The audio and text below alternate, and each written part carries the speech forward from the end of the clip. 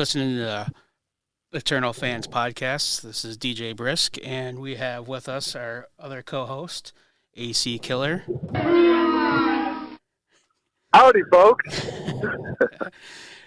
So basically, this is our pilot episode, our first episode of the Eternal Fans podcast. Basically, we're going to be reaching out to Bone members or Bone fans, and basically get their story and let them have a platform to explain how they got into the Bone Bone. members or Bone fans? How about Bone members and Bone fans? Hey, we could do both. All right, baby. So we do have our first guest with us today, and AC, if you want to introduce him. So, this is someone who actually doesn't need any introduction. He actually once rescued a fireman and a puppy, both from a burning building. He is someone who, since mastering French, is now sailing the Pacific Ocean. We're talking to him live on his boat as we speak. That's why he's a bit cold. It's a bit nippy out there. And he is in partnership with you, Joffrey, DJ Brisk, putting together an amazing... Oh, and let's not forget Blakery. Putting together an amazing show with Busy Bone, December 3rd in Cleveland, Ohio. This man is the owner and operator of the esteemed Ashland Pools and Spas. Everyone, give it up for... Cue the clap track. Give it up for Aaron Kitzel. Yay! Hello, my friends. How are you this evening? Well, we're doing all right. Besides that little bit of itch I have going on, I've scratched it, so we're all good. Hey, as long as it's taken care of, as long as it doesn't burn when you pee. It's not an itch in the front; it's an itch in the back because of horrible wiping techniques. Oh, well, you gotta wipe. Yeah, you gotta make sure you do that right. But we're not here to talk about my wiping technique. Actually, one question I had for you. We're here to talk about bone, and one question I had for you is: I know that phone collection sucks. I pretty much have nothing. I had one, when I was a kid. Speaking of sucks, do you hear that fucking phone? An ongoing problem. The notorious AC Killer's phone status. That's that prepaid track phone shit. You guys are always talking to me while I'm traveling between states. Well, let me tell you that. Anyway, I'm trying to pit you guys against each other. Who has the most rare items in their bone collection? So we'll start out with Aaron and Jeff, DJ Brisk, and we will then extend it out to the audience who might have a bone collection that could even rival you guys' bone collection.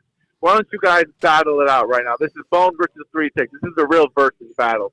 This is DJ Brisk versus Aaron Sitzel. We'll see who has the more comprehensive Bone Thugs and Harmony collection. Ready, go! All right, Jeff. What would you say is your top level that you have, sir? I have pretty much almost a complete set. The only things I'm really missing is the 2 Flesh and Bone albums, the Cleveland and Cali Volume 1 and 2. And gotcha. Well, to battle that one off, I'll start with I do have all of their studio albums, original pressings, first pressing, sealed, still in the plastic. Ooh, that's definitely one I have not been able to get my hands on yet. Yep, I have all their every studio album made, still sealed. You have that Cleveland to Cali album that he's I do. You do? Okay. Yes, I do. And there are a lot of people that want it. And let me ask you this. Everyone has a price. What would be your bottom line to sell that? Oh, man, that's a tough question. I don't know. It'd be close to $1,000 at least if somebody really wanted it, just because it means that to me. It may not mean that much to others, but to me, it does. Wow, you know what? To be honest with you, I thought you were going to say a hell of a lot more than that. But okay. Yeah. I do have another CD. It's the original first pressing of the first album that came out with Faces of Death that has the no white bubble with the red lettering instead of the black lettering, and it is signed by all members except for Lazy at this point. And that one I actually paid $1,000 for before I had it autographed. And now, if you were going to get rid of it, what would you get rid of that for? It's priceless. Well, come on. If I told you $100 trillion, you'd be like, all right, yeah. Well, clearly, yes. I mean, in reality, I would not let it go for probably less than 3,500. Okay, so here's the Only, thing. only because I know that I could find another one eventually, and I could get it signed as well. So that's the only reason. But here's the thing. In a lot of areas, and I know this in the comic book collecting world and all that, without a certificate of authenticity, some collectors will say that autographs actually bring down the value because the item can no longer be in mint condition because there's now writing on it. And without a certificate of authenticity, it's impossible to authenticate. Now, we know that they're all real because you got them signed, and I actually witnessed Busy sign that exact album you're talking about, with my own two eyes. It's real. However, in the grand scheme of things, that could bring the price down. You paid $1,000. I mean, to you, it's worth what it's worth. But right. Do you fear that getting an album signed might bring down the value? It does to some collectors. It just really depends on the person. But yeah, no, I'm totally in agreement with you. Once you have an autograph, it kind of does bring down some value to people. But for me, it's a sentimental value. Like I said, it's priceless to me. So, if somebody wants to buy it, fine. If they don't, fine. So how about this? What is the most, out of your Bone collection, just talking about CDs now. Yeah. What is the most, we talked about the most rare, let's say. What is the opposite of that? What is the album you have that you can find easily anywhere you go that you said, what is the album, if you're going to get rid of all of them, which would you get rid of the quickest and easiest? And you better not say any of mine. I already got rid of those, don't worry. All right. Actually, no, I still have all of yours, and they're sealed as well. I always make sure when I get CDs, I make sure I always get 2 to 3 CDs, so that way I can have one sealed, I can have one open and autographed, and I can have one that I can play. Okay. So but back to the question. Which CD is the most common out of all your Bone collections? You knew if you lost it, you could find it again real cheap and easy. Without being a first pressing, it's going to be probably my East 1999. Definitely. Okay. So you think that if you go online right now, you can get another East 99, no problem, not too expensive, right? Yeah, absolutely. Okay. Except for the original. So, except for the original. You're not now. Right. Yeah, not original. If you're talking original pressings, oh boy, that opens a whole other book. And you're talking about with the original Crossroads. Right, the original Crossroads, which I got 4 versions of that one. I have a total of 9 East 1999 albums. Okay. So, well, you know what you need? You need 1999 total copies of East 1999. That's what you need. So, I even have some imported ones that have double discs from Europe and things like that. So it extends to more than just a single disc East 1999 that most people have. So there's other versions out there that people don't have that don't even know exist. Okay. Well, how about this? Because you and Jeff both have your extensive collections going on, but you guys know a lot of the people within the Bone realm. And I'm sure you guys know some people out there who put even your collections to shame. Yeah. And can you guys name some of those people and say what they have that you covet, that you wish you had? I'm not sure exactly their names, but I know there's plenty of people. Not plenty. There is a few people out there that put my CD collection to shame. But they keep theirs in the dark. They don't really share them that often. Every once in a while, they'll post them on the Bone pages. But the one person I could tell you that did have the biggest collection that I knew of was Corey Cox. Corey Cox had an amazing collection. He over the years has begun to sell them, and I believe I've bought most of them. But now, how about his sister Anita? You have to ask him about her. Okay. But there are a few people out there that I've seen that had a larger collection than myself. But honestly, there's not many that I can really pinpoint. To be honest with you. For a while, what is it? For a while, I thought I had everything, and then I started watching Raylan Hill, And every time I turn around, he's got something new that I've never even seen. I'm like, shit, I got to get that now. So he's another one out there that has quite an extensive collection. Jordan Corey too. He has a very nice collection as well. Yep. You know that people are real fans when they buy an album of another artist because Bone is featured on just one of the songs. I mean, you know, you could get, like, for instance, let's say Mariah Carey's with the Breakdown, right? You can get Breakdown on Collection Volume 1. You can get it. Yes, there are some people who will also buy Mariah's album as well just because it's also on there. Are you guys that extreme? I am not. I definitely am. You are, Jeff? Yep. Anything they're featured on, I have. This even goes back to like Tiffany, Dionne Warwick. Yeah, just about anything they're featured on, I have soundtracks. But I understand that it's not also on something like Collection Volume 1. But if it's already on a Bone CD, you'll still buy that feature, correct? Yep, doesn't matter if it's released on something else already. I'd still grab it just because it's on it. Now, how about if an affiliate is featured on a record, like Majesty being featured on the Blade soundtrack? I have a lot of those too, yep. Okay. All right. I cannot say I do. I mean, I got some AC Killer albums. I got some of them as well, too. Everyone should have those. Now, so would we say out of this battle, would we say that DJ Brisk is the winner? I think we're going to have to whip it out and compare them here. Yeah, we can do that. whip them out and get. Okay, so let's take out CDs. Let's talk about memorabilia, right? Strictly that. Apart from the actual music. Remember, like, for a while, it was goofy as hell. And some Bone fans might be upset with me saying this, but when the Art of War came out, there was this glow-in-the-dark bone that said Bone Thugs-n-Harmony on it. It was, to me, it was just a ploy or a gimmick by Ruthless or whoever to make a few dollars. It seemed like, I remember when the Ghostbusters movie came out and Pizza Hut was giving out these little ghosts, glow-in-the-dark ghosts. Oh, sorry, it was Casper the Friendly Ghost, that movie.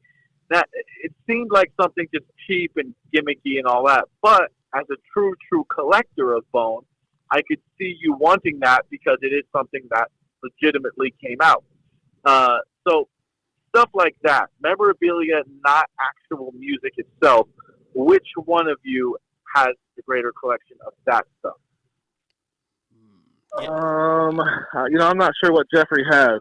I honestly don't have a lot of the memorabilia. I know somewhere floating around years ago, I think it was Thug Stories. I could be wrong on the album, but Circuit City did a pre-sale, and they gave you a Bone Thugs-n-Harmony.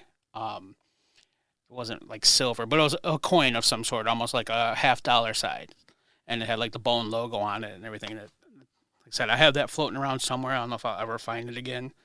But that's probably the only memorabilia other than like T-shirts and DVDs and stuff. But that's about it. I never got into the signed microphones that are out there, the signed drum pads.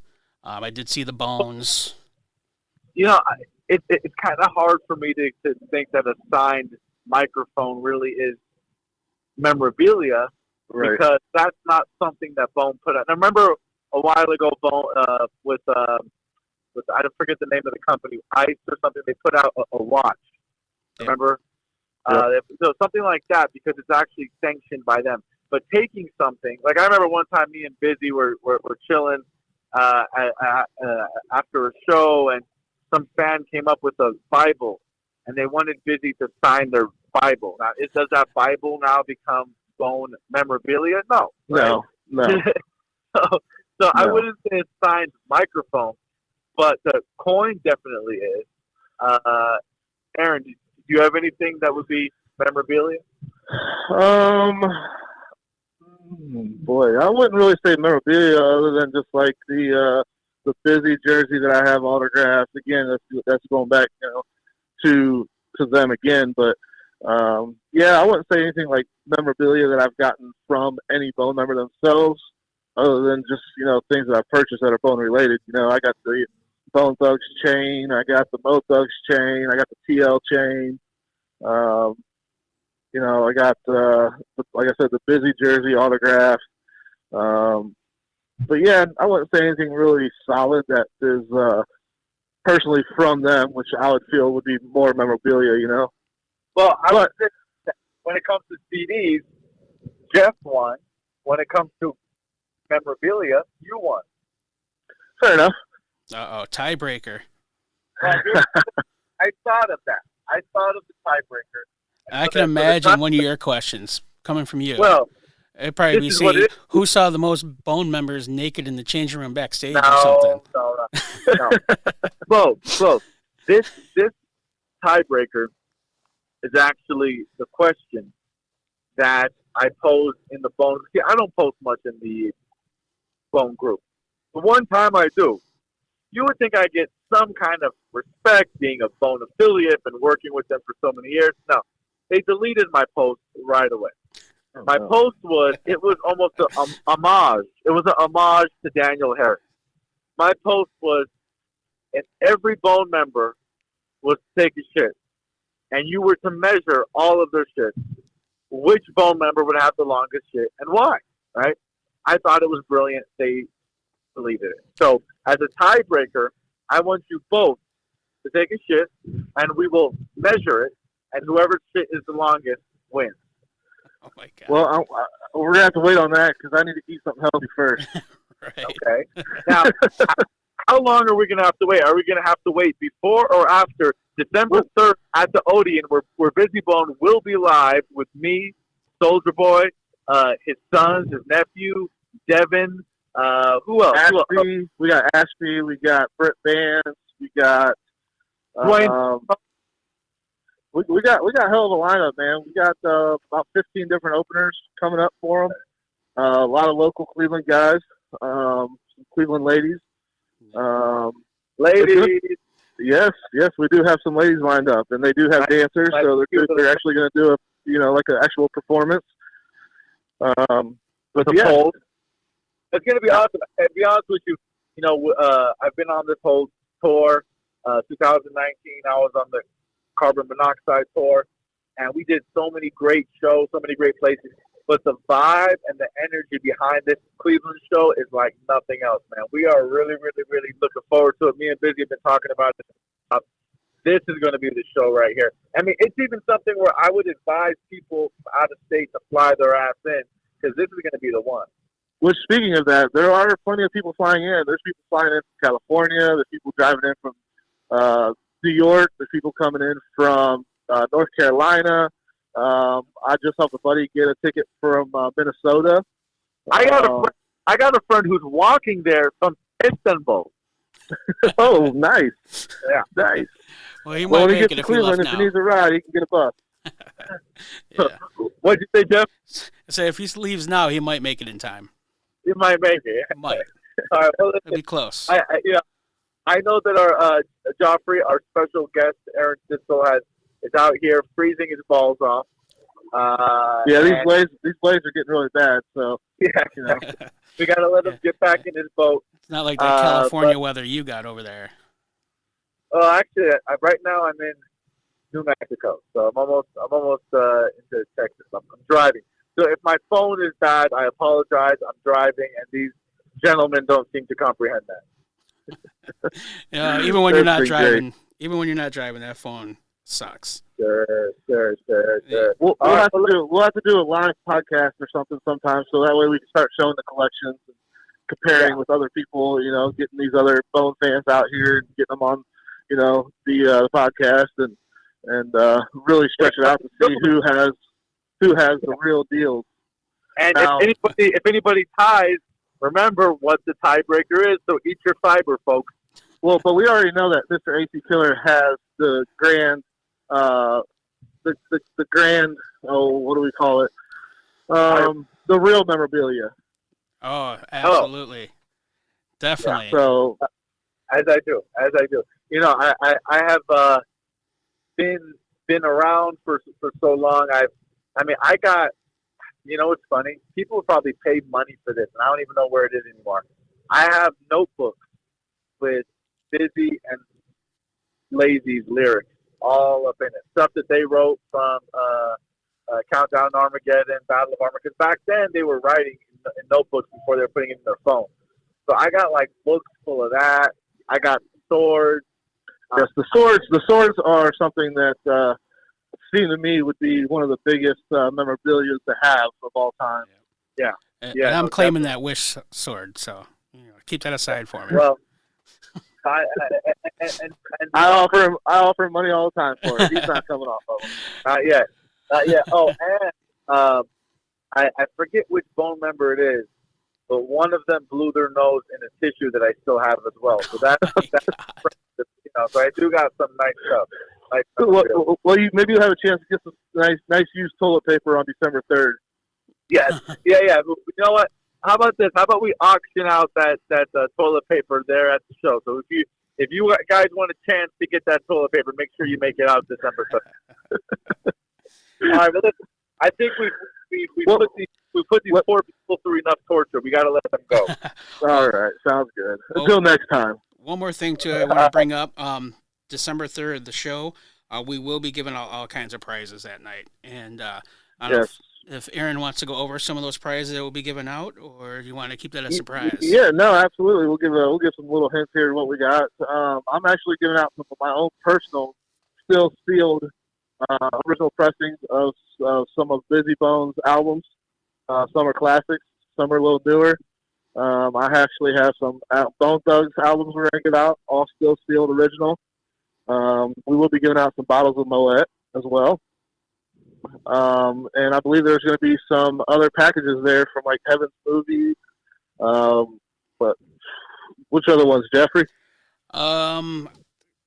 War of Roses. Yeah, from what I heard, War of Roses, some Heaven's Movie stuff. I'm Busy, and he said there'll be some surprise stuff as well. So yep, there'll be some autograph posters flying around through there.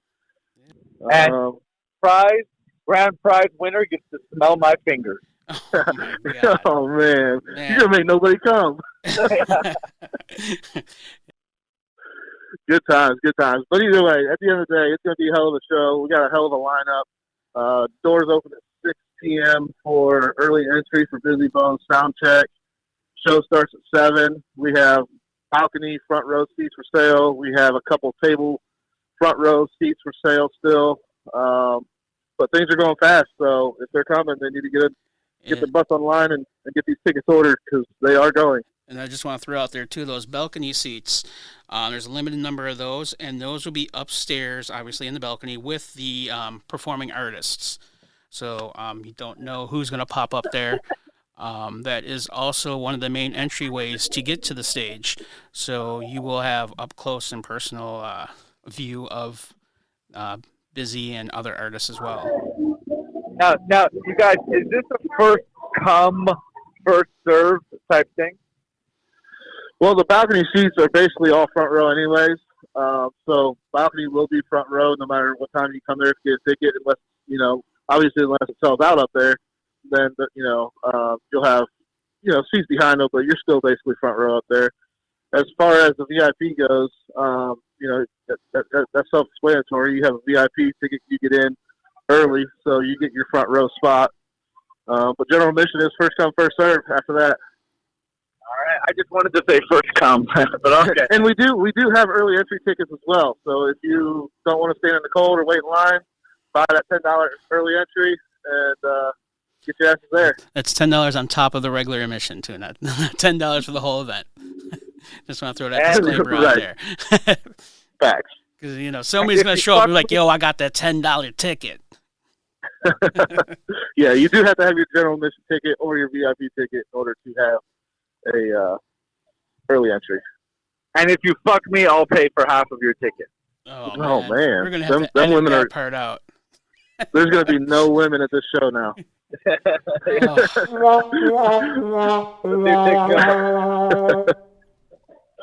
Perfect. All right, well, listen, I'd like to thank everyone for listening to Eternal Fans. This is our pilot test episode. We're just fucking around, but it really goes down December 3rd.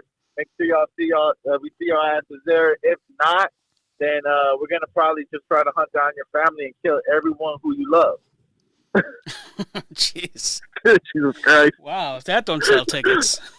Right, yeah. That's shit. Oh, boy. I love you guys. We love you, man. All right, my friends. Until next time. All right. Thanks for joining us. Yes, sir. Thank you. Bye. Me and the prodigal son returns back to Cleveland, Ohio, December 3rd. Where we at? We at the Odeon. It's around in the flat. Y'all gotta come on out. Check us out, man. My sons is coming out. It's gonna be a family event. Cleveland, stand up. The Odeon, December 3rd. The I'm Busy tour.